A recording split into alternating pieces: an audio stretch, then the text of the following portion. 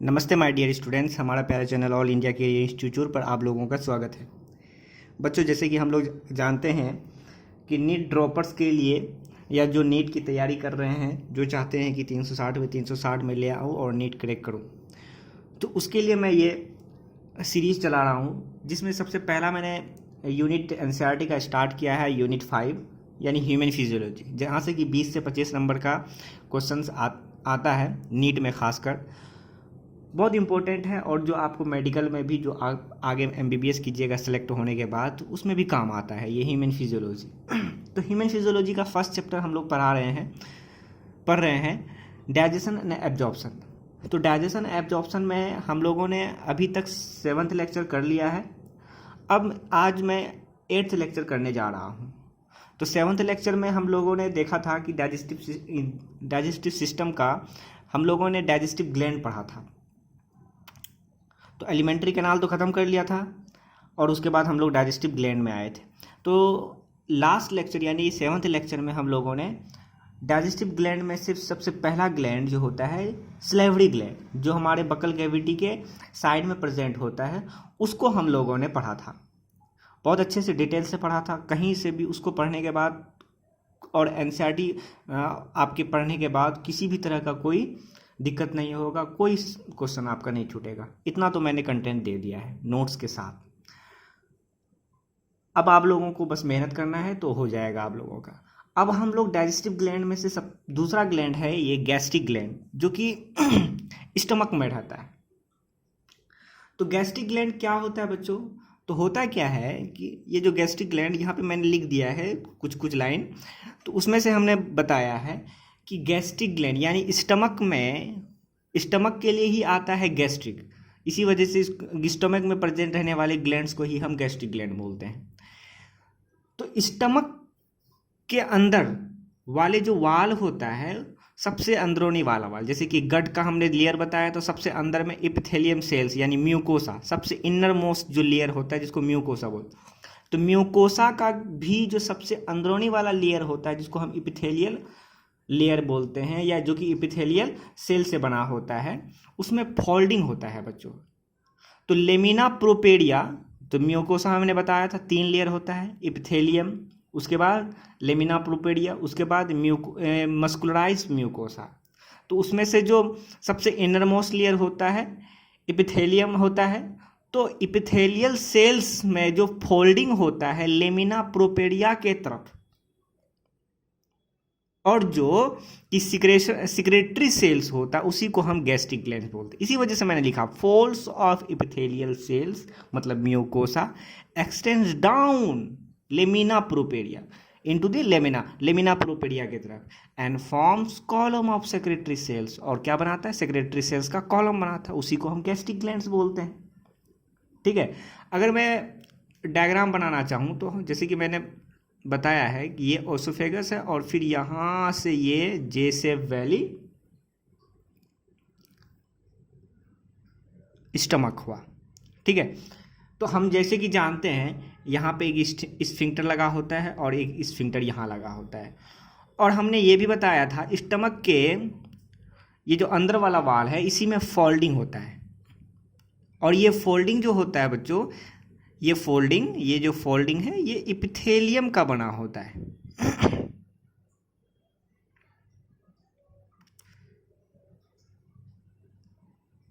Epithelium का बना होता है। यही फोल्डिंग को ही हम बोलते हैं, इस फोल्डिंग को बोलते हैं गैस्ट्रिक। मैंने पिछले लेक्चर में भी ये बात को बताया था, बस दोहरा दिया। इस फोल्डिंग को बोलते हैं हम गैस्ट्रिक रूगे। ठीक है। इसी फोल्डिंग में ये जो फोल्डिंग है, इसी फोल्डिंग में ये जो डाउनवर्ड है, ये जो डाउनवर्ड की तरफ, इसी फोल्डिंग में से ये जो गैस्ट्रिक रूगे है, इसी फोल्डिंग में से कुछ फोल्डिंग ऐसा होता है जो कि ग्लैंड की तरह काम करता है, जिसको हम गैस्ट्रिक ग्लैंड बोलते हैं बच्चों। ओके। अब यहाँ पे हम जैसे कि बताया था स्टमक में कई पार्ट होता है। जैसे इस वाले पार्ट को हम फंडस बोलते हैं, इस वाले पार्ट को हम कार्डियाक बोलते हैं, पैर। तो स्टमक के जिस वाले पार्ट में जो ग्लैंड होगा उस ग्लैंड का नाम उसी के हिसाब से होता है। तो ये ग्लैंड फंडस वाले पार्ट में, इसी वजह से इस ग्लैंड को हम बोलेंगे फंडिक गैस्ट्रिक ग्लैंड। जो कार्डियाक वाले पार्ट में होगा तो कार्डियाक गैस्ट्रिक ग्लैंड, जो पैलोरस वाला पार्ट में होगा तो पैलोरिक गैस्ट्रिक ग्लैंड। क्लियर हो गया बच्चों? इस तरह से। और यहाँ पे एक तो हम जानते ही स्फिंक्टर होता है। क्लियर हुआ बच्चों?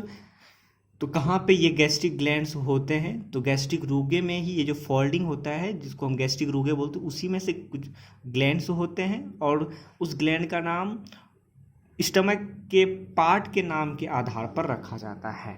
क्लियर? इसी एक गैस्ट्रिक ग्लैंड को हम काट के निकालते हैं और उसका डायग्राम बनाते हैं, और फिर देखते हैं कि एक ग्लैंड में क्या क्या होता है और फिर क्या क्या रिलीज करता है। क्लियर? और एक एक में कितने तरह का सेल्स हो सकता है, कैसे बनता है, वो मैं बताना चाहता हूँ। तो एगो काट को मैंने यहाँ से एगो काटा, एक ग्लैंड को, गैस्ट्रिक ग्लैंड को, और फिर यहाँ मैं बनाना चाहता हूँ। तो देखिए मैं बना रहा हूँ।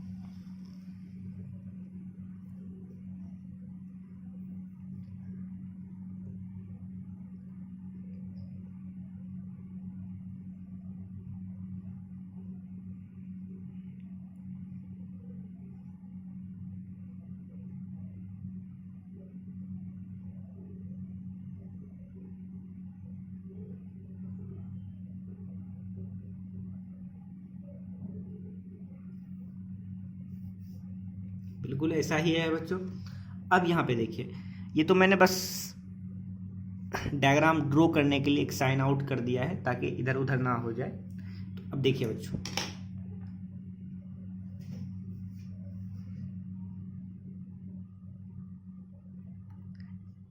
इसमें कुछ सेल्स प्रेजेंट होता है। कि जो मैं बना रहा हूं ये सेल्स है, और ये एक तरह का सेल्स यहाँ पे नहीं होता है, कई तरह के सेल्स यहाँ पे प्रेजेंट होते हैं।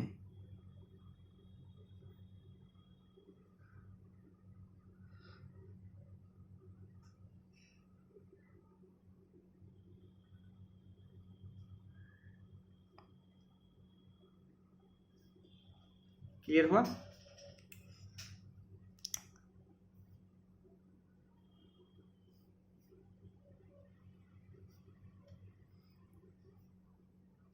ये सेल्स है। उसके बाद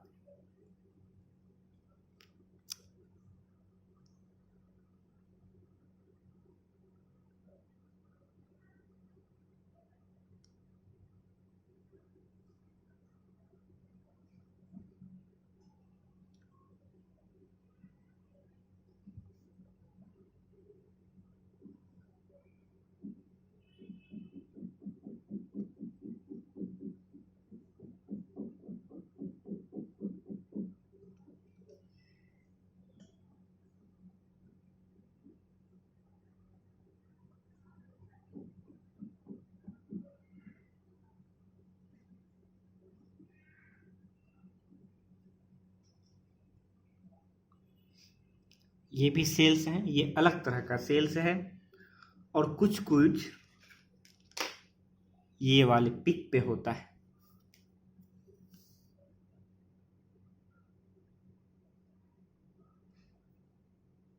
ये भी रेड से जो मैं बना रहा हूं बच्चों, ये भी सेल्स है।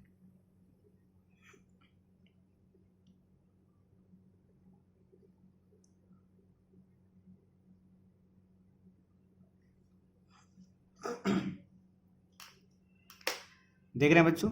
तो कुल मिला के आपको 3 तरह का सेल्स दिख रहा है। यहाँ पे तो मेरे पास तो और कोई कलर का पेन नहीं है, लेकिन मैं फिर भी बनाना चाहता हूँ, मैं रेड से ही बना देता हूँ। ये जो सेल्स देख रहे हैं ब्लैक ब्लैक का, इस ब्लैक ब्लैक के बीच में भी अलग अलग तरह का सेल्स होता है। अगर दूसरा कलर होता तो मैं यहाँ पे दूसरा कलर से बनाता, क्योंकि ये और रेड, ये रेड मैच कर रहा है, बल्कि ये रेड और इस रेड में फ़र्क है। ये दूसरा सेल्स है और ये रेड दूसरा सेल्स है। ठीक है? आप लोग के पास हो दूसरा पेन तो ये जो रेड कलर, ये अलग अलग तरह का सेल्स है। क्लियर बच्चों? तो ये मैंने ए को यहां से काटा, मैंने यहां से ए को काटा और फिर ये बनाया है हमने, ठीक है। और इसके जस्ट नीचे क्या है, ये पूरे स्टमक का ये जो वाल है, तो मैं यहाँ पे वाल भी बना देता हूँ। मान लेते हैं ये स्टमक का वाल है, ठीक है। और यहाँ पे कुछ भरा पड़ा समथिंग कुछ कुछ है,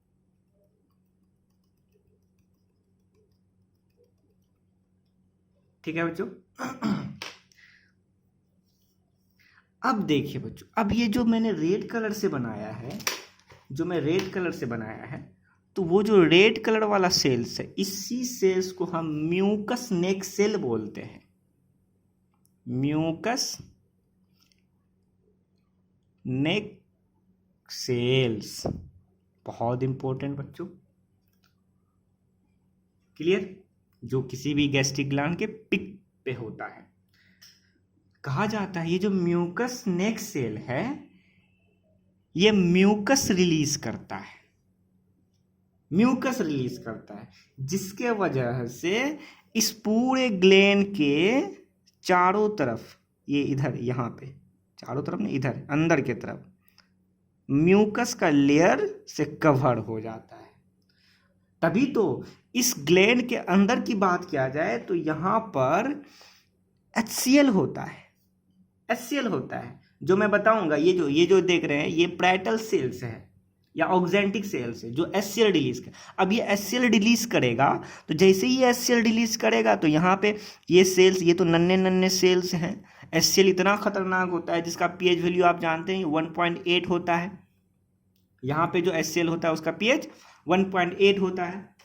अब इतना खतरनाक HCl है, जो ये छोटे छोटे नन्हे नन्हे सेल्स हैं, इसको अगर हड्डी भी यहाँ दे दिया जाए तो उसको भी गला देगा। तो ये तो छोटे छोटे नन्हे सेल्स हैं, इसको तो और तुरंत में गला देगा, लेकिन फिर भी ये नहीं गला पाता है। लेकिन हम जो मीट खाते हैं, इतना कड़ा कड़ा मीट, हड्डी तक को भी अगर कभी कभी चले जाता है तो उसको भी गला दिया जाता है। कड़ा से कड़ा फूड अगर डालते हैं फिर भी उसको गला दिया जाता है। लेकिन ये अपने ही सेल, जो इतना नन्हा सेल्स है, इसको नहीं गला पाता है। इसका एक ही वजह है कि इसके चारों तरफ म्यूकस होता है, म्यूकस का लेयर होता है।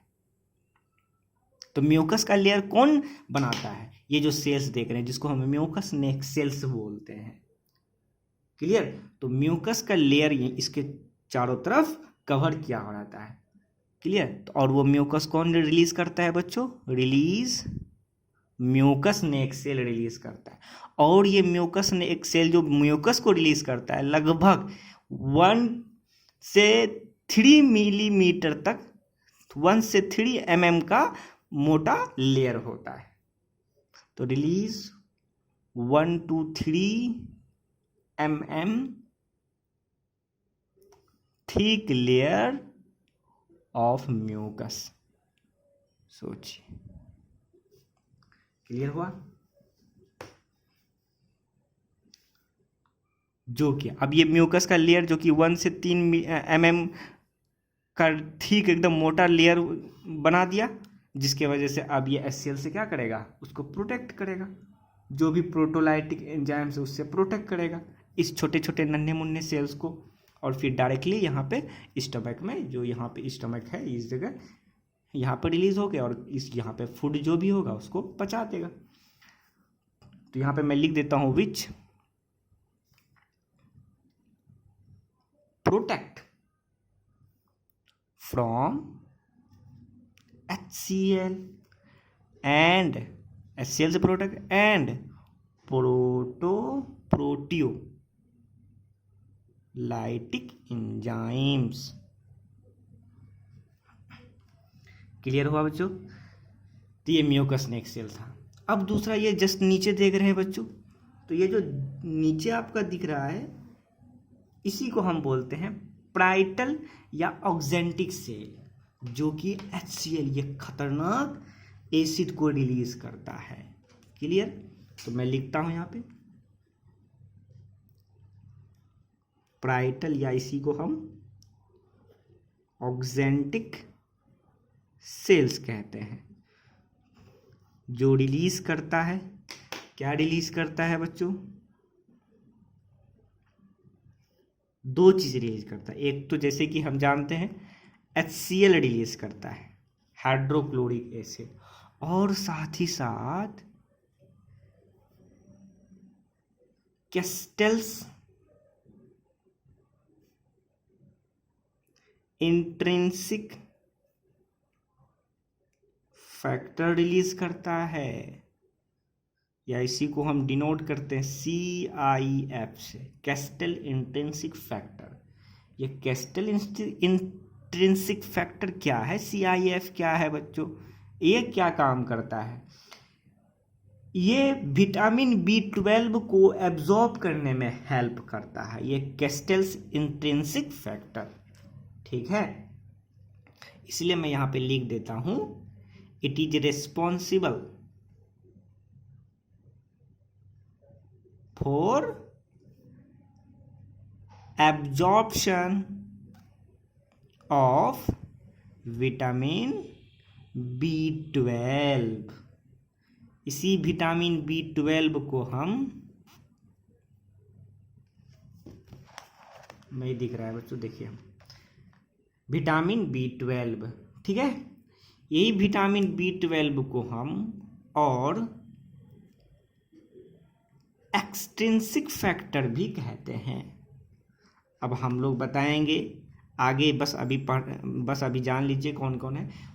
अब आगे मैं बताऊंगा कि ये कैस्टल इंट्रिंसिक फैक्टर ठीक है, विटामिन B12 को एब्जॉर्ब करने में हेल्प करता है, लेकिन ये विटामिन B12 अगर एब्जॉर्ब नहीं होगा तो क्या होगा, इसका क्या रोल है, या इसको एक्सट्रिंसिक फैक्टर क्यों कहते हैं, ये सब मैं आगे बताऊंगा। पहले अभी इसको जान लेते हैं। बस इतना जानिए कि कैस्टल इंट्रिंसिक फैक्टर CIF जो कि विटामिन B12 को एब्जॉर्ब करने में हेल्प करता है, और विटामिन B12 को ही एक्सट्रिंसिक फैक्टर कहते हैं।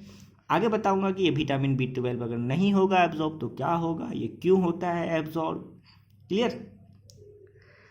अगला, अब ये ब्लैक वालों को देखिए बच्चों, ये ब्लैक वाला कौन सा सेल्स है,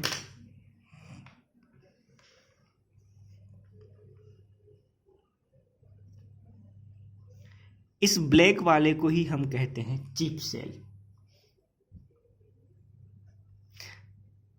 या फिर जैमोजेन, या उसी को जैमोजेन कहते हैं। तो चीप सेल या जैमोजेन सेल्स। ठीक है, देखिए बच्चों, जैमोजेन कहीं भी अगर लिखा हुआ है तो समझ जाइए कि इंजाइम है, लेकिन फिर इंजाइम है तो फिर इंजाइम लिखते, जैमोजेन क्यों लिख दिए?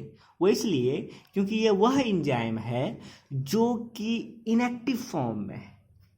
तो वह इंजाइम जो प्रोटीन को डाइजेस्ट करता हो पर इनएक्टिव फॉर्म हो, इसको एक्टिव करने के लिए कोई ना कोई आएगा जो एक्टिव करेगा, पर जो निकलता है यहाँ से वो इनएक्टिव फॉर्म में निकलता है, इसी वजह से इसको जैमोजेन कहते हैं। और जो सेल से निकला उसको जैमोजेन सेल्स बोले, या उसी को चीप सेल भी बोलते हैं।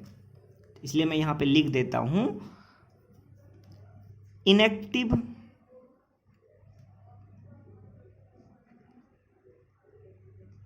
प्रोटीन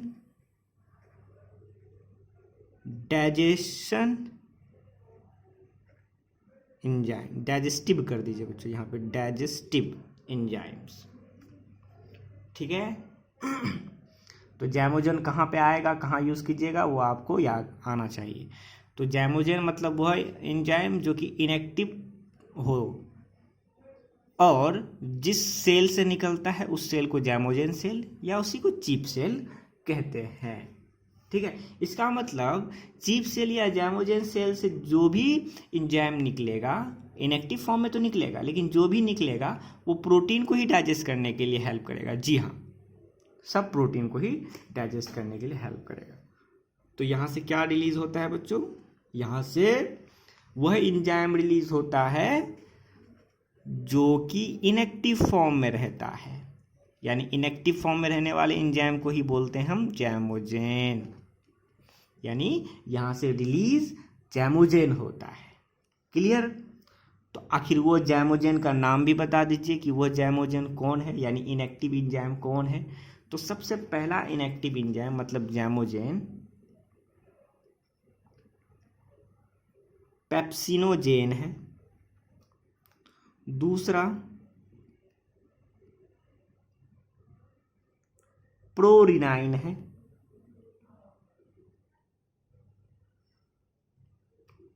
और तीसरा बच्चों गैस्ट्रिक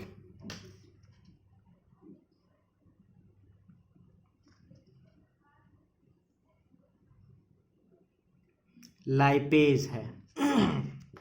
यहाँ पे जगह नहीं है इसलिए दिक्कत हो रहा है। गैस्ट्रिक लाइपेज, ये सब के सब क्या है बच्चों?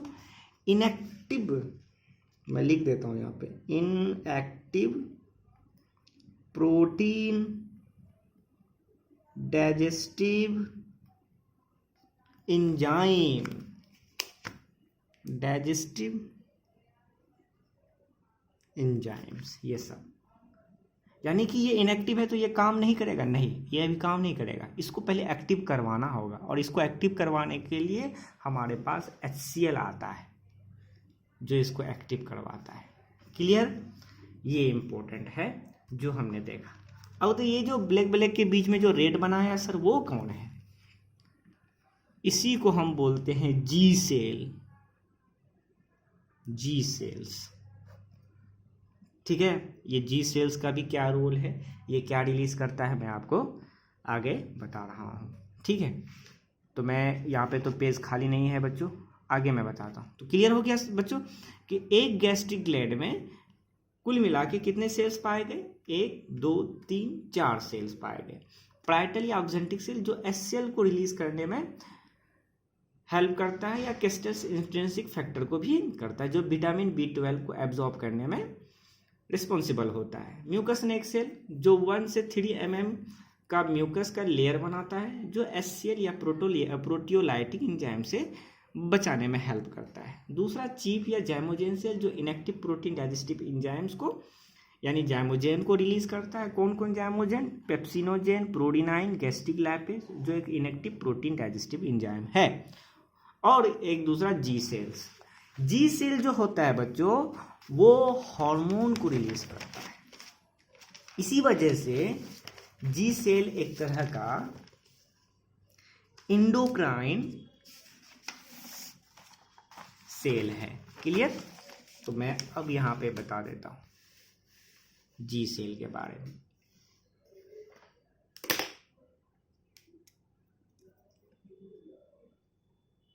जी सेल्स, जी सेल चूंकि ये हार्मोन को रिलीज करता है इसी वजह से ये क्या है? एंडोक्राइन सेल्स है। क्लियर? तो कौन सा हार्मोन को रिलीज करता है? तो कहा जाता है रिलीज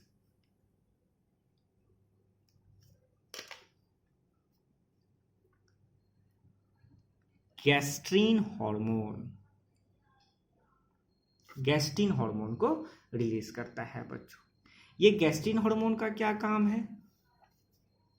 इसका काम है कंट्रोल करना गैस्ट्रिक जूस के सिक्रेशन को। कितना गैस्ट्रिक जूस निकलेगा नहीं निकलेगा उसको कंट्रोल किए रखता है गैस्ट्रीन हार्मोन जो जी सेल से निकलता है। तो मैं लिख देता हूं इसका काम भी, control secretion of gastric juice. Clear?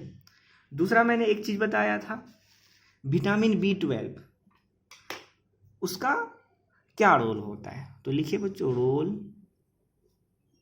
Of vitamin B12। ठीक है, देखिए बच्चों, विटामिन B12 जिसको कि एब्जॉर्ब करने में मदद कौन करता है? केस्टल्स इंट्रिंसिक फैक्टर। ठीक है, वो तो समझ गए, लेकिन विटामिन B12 एब्जॉर्ब होके करता क्या है? देखिए बच्चों, इसका बहुत इंपॉर्टेंट रोल है। हमारे ब्लड में जो RBC पाया जाता है उसको मैचुरेशन करने में हेल्प करता है। तो इसलिए मैं लिख सकता हूं it is responsible for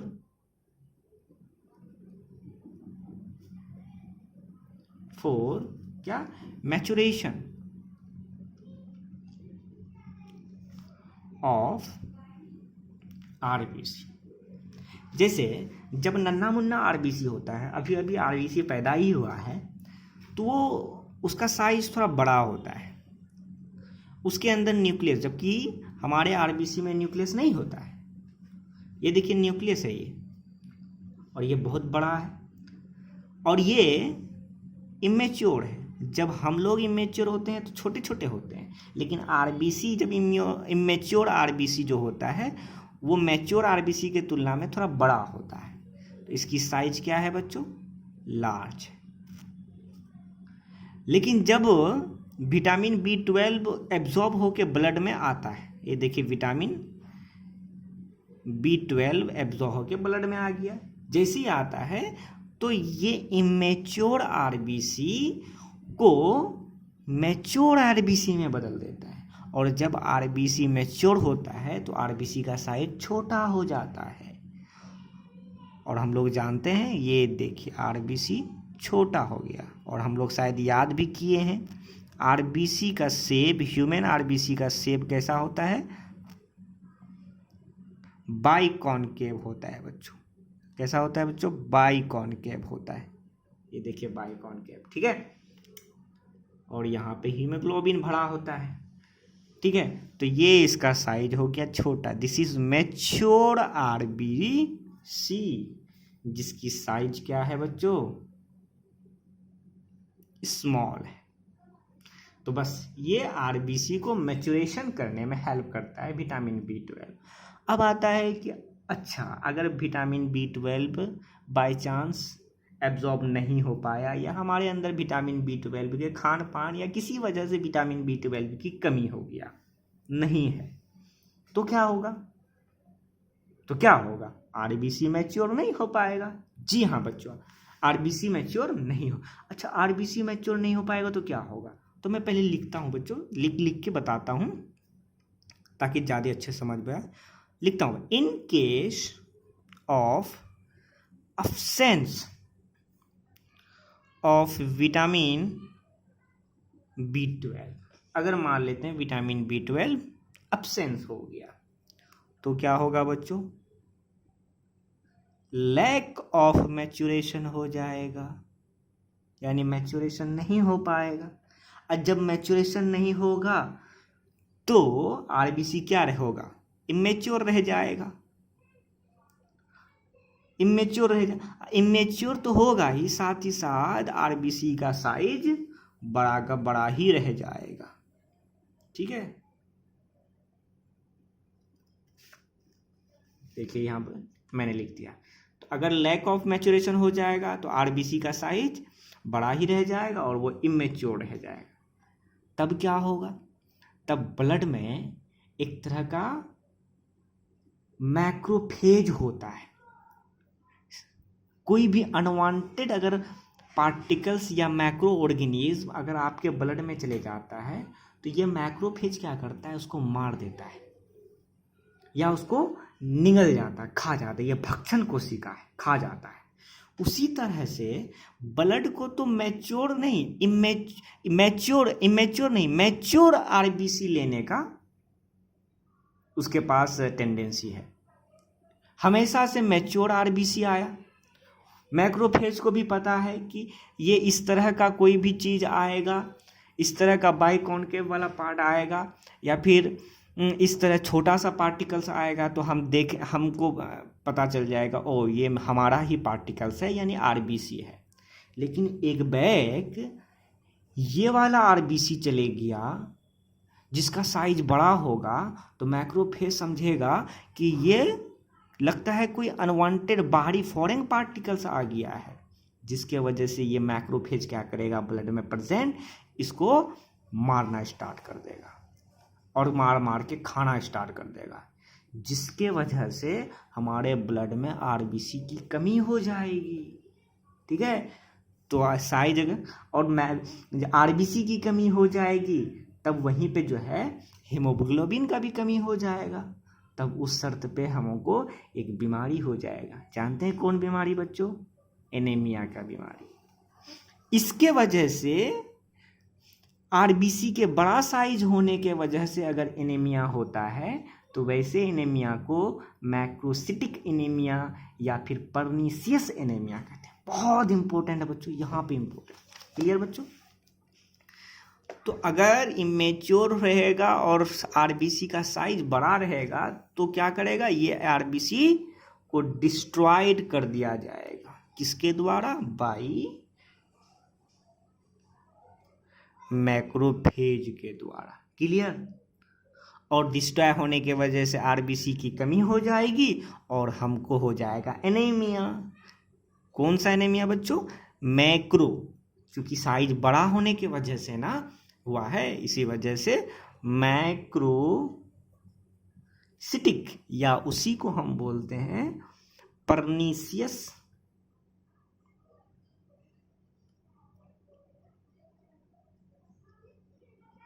anaemia. Clear हुआ बच्चों? अब आता है क्या सर, ये मैक्रोसिटिक एनीमिया, क्या माइक्रोसिटिक मैक्रोसिटिक एनीमिया भी होता है क्या? जी हाँ बच्चों, होता है। आइए मैं उसके बारे में भी बताता हूं।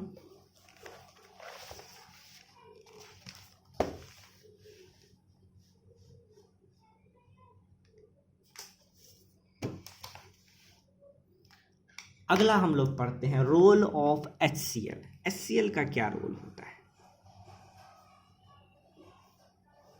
बहुत खतरनाक एसिड जिसका pH 1.8 होता है, जो हमारे स्टमक में पाया जाता है। ठीक है, तो मैं ये बात लिख देता हूं, HCl मैक्स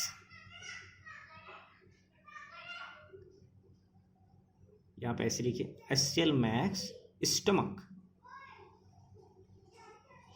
स्टमक को बनाए रखता है। क्या बनाए रखता है? उसके pH। कैसा pH बनाए रखता है? एसिडिक नेचर का, मतलब जिसका pH कितना होगा? pH तो यहाँ पे मैंने लिख दिया 1.8।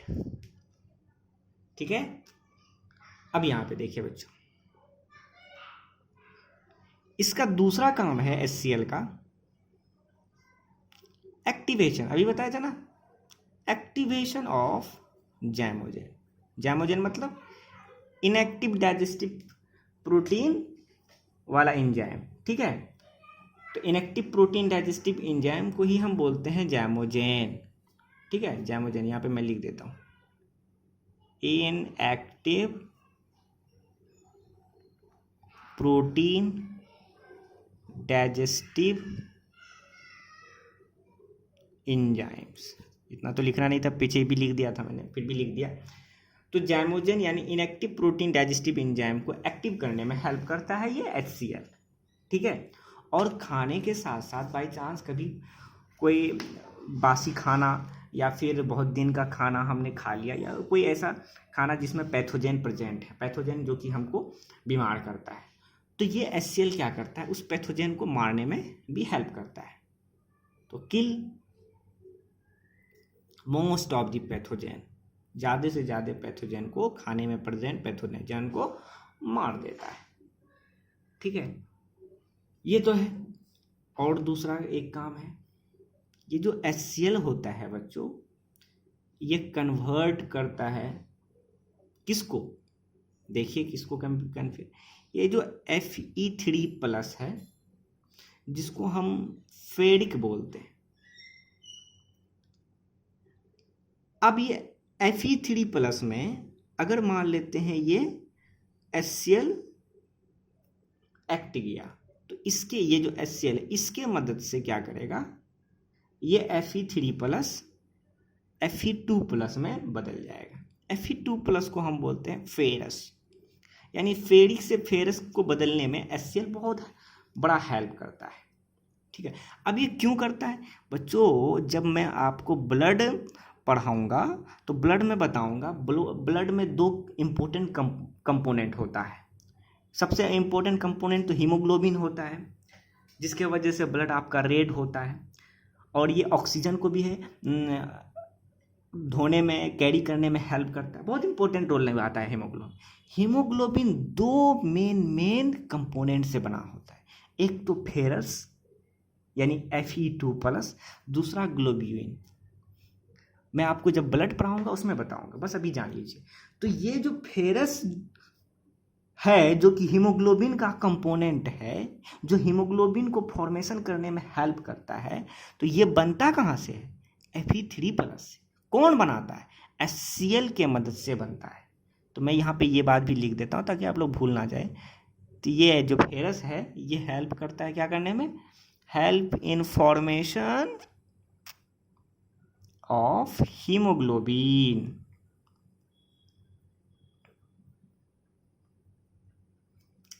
क्लियर? जो कि बहुत इंपॉर्टेंट है। अब मान लेते हैं कि HCl नहीं निकल रहा, यानी कि कमी हो गया HCl का, तो क्या होगा बच्चों? अगर HCl की कमी हो जाएगा तो फेरिक से फेरस में नहीं बदलेगा, फेरिक से फेरस में नहीं बदलेगा तो हीमोग्लोबिन नहीं बनेगा, हीमोग्लोबिन नहीं बनेगा तो वहाँ फिर से वही हो गया, ब्लड में कमी हो जाएगा, आरबीसी का नंबर घट जाएगा। आरबीसी, अब बताइए कि अगर मान लेते हैं यहाँ मैं आरबीसी बनाऊं, ये देखिए आरबीसी है, आरबीसी के अंदर मान लेते हैं ये हीमोग्लोबिन, हीमोग्लोबिन आरबीसी के अंदर ही ना होता है बच्चों, इतना तो जानते होंगे। अब मान लेते हैं ये आरबीसी, अब आरबीसी के अंदर हीमोग्लोबिन नहीं है, क्योंकि फेरिक बन ही नहीं रहा है तो हीमोग्लोबिन कहाँ से होगा? तो जब हीमोग्लोबिन नहीं होगा तो तब उस शर्त पर क्या होगा? अंदर खोखला हो जाएगा, जिसके वजह से ये आरबीसी क्या हो जाएगा? सिकुड़ जाएगा, यानी छोटा साइज हो जाएगा बिल्कुल। इस शर्त पर भी जब बड़ा था तो भी मैक्रोफेज खा जा रहा था, उसको मार दे रहा था, और जब छोटा हो जाएगा तो भी मैक्रोफेज को लगेगा ये तो अनवांटेड पार्टिकल, तो भी खा जाएगा। यानी पहले आरबीसी के बड़ा होने के वजह से एनीमिया हो रहा था, अब आरबीसी के छोटा होने से एनीमिया हो रहा है। तो अब ये वाला एनीमिया को क्या बोलिएगा? तब इस वाले एनीमिया को बोलिएगा मैक्रो, MIC, मैक्रोसिटिक एनीमिया। अब बड़ा होने की वजह से हो रहा है तो macro, MAC, macrocytic anaemia. Clear हुआ? तो इसलिए मैं लिख देता हूं यहाँ पे, इन केस ऑफ, ये देखिए बच्चों मैं क्या लिख रहा हूं, एक्लोरहाइड्रा। ये एक्लोरहाइड्रा मतलब, ए मतलब होता है एब्सेंस, क्लोर मतलब होता है क्लोराइड, हाइड्रा मतलब होता है हाइड्रोजन, मतलब हाइड्रो, ये क्लोर और हाइड्रा से मतलब हो गया HCl, हाइड्रोक्लोरिक। ए मतलब एब्सेंट, यानी कहने का मतलब, इसका मतलब होता है एब्सेंस ऑफ। ये टर्मोलॉजी है बच्चों, टर्म को समझिए, क्योंकि ये एनसीईआरटी में ये वर्ड दिया हुआ था इसी वजह से मैं लिख दिया, नहीं तो मैं डायरेक्ट एब्सेंस ऑफ HCl भी लिख सकता था। एब्सेंस ऑफ HCl, तो एक्लोरहाइड्रा मतलब एब्सेंस ऑफ HCl, यानी कि अगर आपको एक्लोरहाइड्रा यानी HCl की कमी हो गया है तब क्या होगा? तब वहाँ पे ये फेरस नहीं बनेगा, और फेरस नहीं बनेगा तो मतलब हीमोग्लोबिन नहीं बनेगा, यानी लैक ऑफ हीमोग्लोबिन हो जाएगा। हीमोग्लोबिन लैक क्यों हुआ है बच्चों? क्योंकि फेरस नहीं बना है, यानी कहने का मतलब Fe2+ की कमी हो जाएगा, डेफिशिएंसी हो जाएगा, डेफिशिएंसी मतलब कमी। और Fe2+ के वजह से जो डिफिशियंसी होगा, वैसे डिफिशियंसी को हम क्या बोलते हैं? Fe2+ deficiency anaemia. क्लियर? और इसी Fe2+ डिफिशियंसी एनीमिया को हम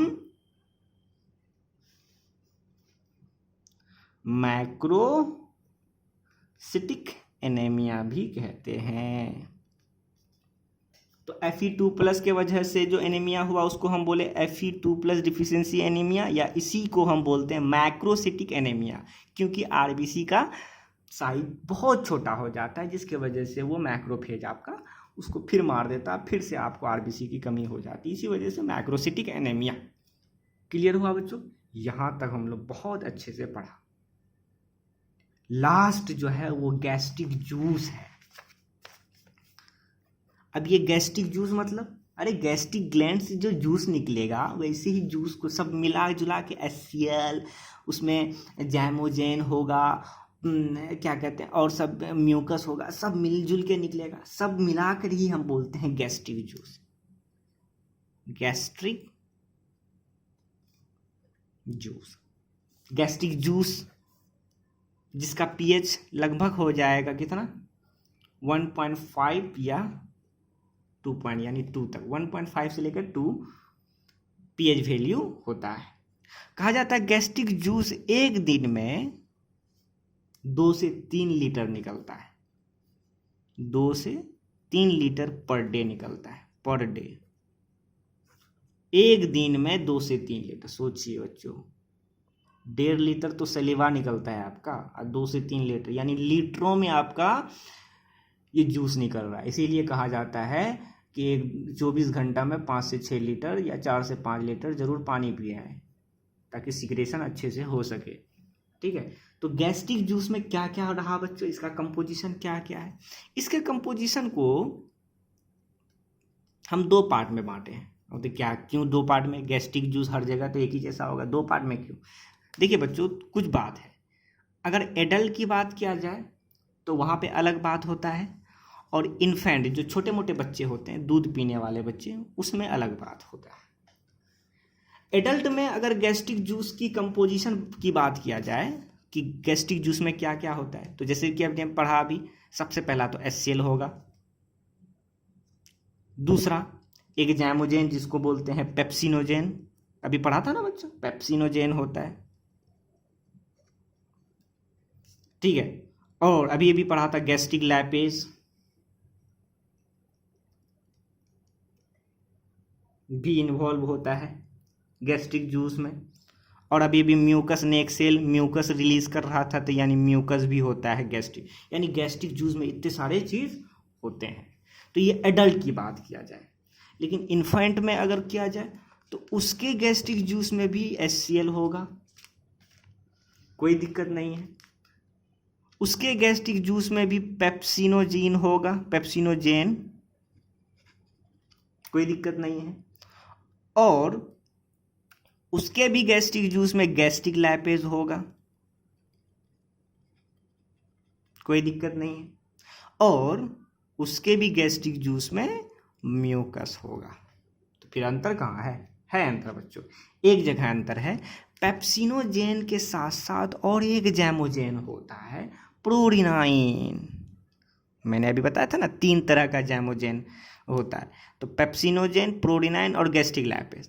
तो यहाँ पे तो पेप्सिनोजेन और गैस्ट्रिक लैपेज ही है, लेकिन यहाँ पे तीनों होता है, पेप्सिनोजेन, गैस्ट्रिक लैपेज और प्रोरिनाइन भी होता है।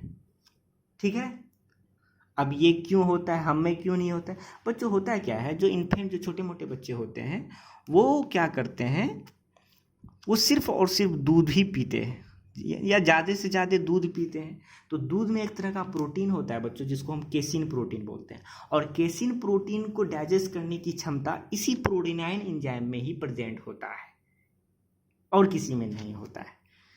तो ये हेल्प करता है क्या करने में, हेल्प इन डाइजेशन,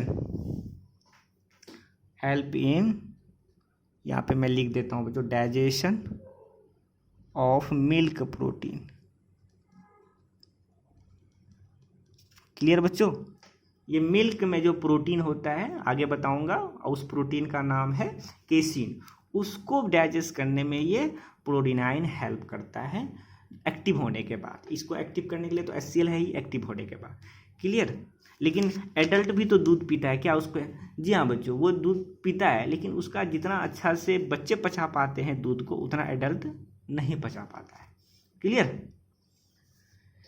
तो इतना था बच्चों गैस्ट्रिक ग्लैंड्स के बारे में, जो हमने पढ़ा और बहुत अच्छे से एक एक चीज़ को जाना, और सेलेक्टिव चीज़ें जहाँ से कि सिर्फ क्वेश्चन आएगा ही आएगा आपका, इससे बाहर नहीं आ सकता है आपका, सब चीज़ जाना।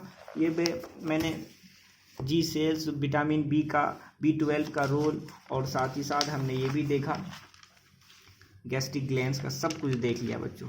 इम्पोर्टेंट है बच्चों, बहुत इम्पोर्टेंट है, ये सब को आप लोग पढ़ के रखिएगा। और जब मैं क्वेश्चंस आप लोगों को अवेलेबल करवाऊंगा, उसको ज़रूर बनाइएगा। लेकिन अभी से पढ़ के रखिए, चैप्टर जस्ट ख़त्म होने के बाद कुछ ही दिन में चैप्टर ख़त्म हो जाएगा, और हमको लगता है 3 से 4 लेक्चर आएगा, ख़त्म हो जाएगा। तो उम्मीद करते हैं बच्चों आप लोग पढ़िएगा, और एग्ज़ाम में जब भी नीट का एग्ज़ाम होगा आप लोगों का, उसमें आप लोग सच में 360 में 360 लाकर मेडिकल क्रैक कीजिएगा और मेडिकल कॉलेज अच्छे से अच्छे मेडिकल कॉलेज में आप लोगों का नाम दर्ज होगा। और फिर बोलिएगा कि हाँ, हमने बायो पढ़ा था कहाँ से, ऑल इंडिया कैरियर इंस्टीट्यूट से। तो थैंक यू सो मच बच्चों, ऐसे ही देखते रहिए और दूसरों को भी दिखाइए, यानी शेयर भी कीजिए। जो आपके पड़ोसी या दोस्त वगैरह कोई भी हो, जलन ना किया कीजिए, होता है जलन भी हो जाता है, अच्छी चीज़ देखकर अपने ही पास रख लिया जाता है। अच्छा कोई बात नहीं बच्चों, थोड़ा बहुत मजाक होता है। Thank you so much.